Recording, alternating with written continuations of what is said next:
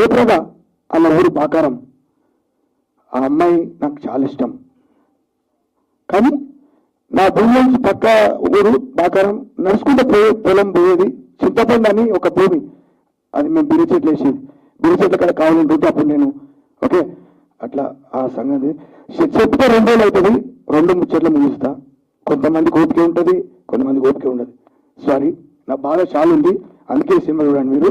Okay, so నాకు ఇంకొక love ఉండే, అదే ఎయిర్పోర్ట్లో కలిసినాం.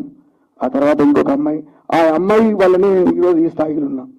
ఆ అమ్మాయి సింగపూర్లో ఉంటుంది, ఆమెకు రెస్టారెంట్ హోటల్స్ ఉన్నాయి. ఆ అమ్మాయి కోసమే నేను ఈ సినిమా తీశాను. నాకు ఇక్కడ 1 సైడ్ లాగా ఉండే, అక్కడ కూడా 1 సైడ్ లాగా అవుతుందని చెప్పేసి ప్రపోజల్ చేశాను. ప్రపోజల్ చేసిన తర్వాత ఆ అమ్మాయి ఒకటి అన్నది, రెడ్డి గారు మనం మొదట పరిచయమైన రోజు ఎలా ఉన్నామో అలాగే ఉందాం. ఆమె రెడ్డి గారు అని పిలుపు మొదలుపెట్టింది.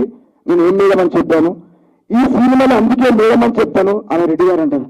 ఆ సినిమాలో టైటిల్ నేను అందుకే పెట్టాం, మిస్టర్ రెడ్డి అని పెట్టాం.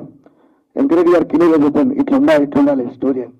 కానీ ఇంకోటి ఏంటంటే, ఎవరైతే కష్టపడి చాలా అప్పులో ఉంటే ఉద్యోగం చేస్తే కోటేశ్వరుడు కారు. First, second, sir 10th class వరకు సారుగానే ఉంటాడు, టీచర్గానే ఉంటాడు, రిటైర్మెంట్ అయిపోతాడు, ఇక్కడే ఉంటాడు. సారు చేతి కింద చదువుకున్నాడు, అంచెలంచెలుగా ఎదిగి అమెరికాలో ఉంటాడు, ఇంజనీర్ అవుతాడు, ఐఎస్ ఆఫీసర్ అవుతాడు, బిజినెస్ పెడతాడు. నేనేమంటున్నా, నేను చదువుకోకపోయినా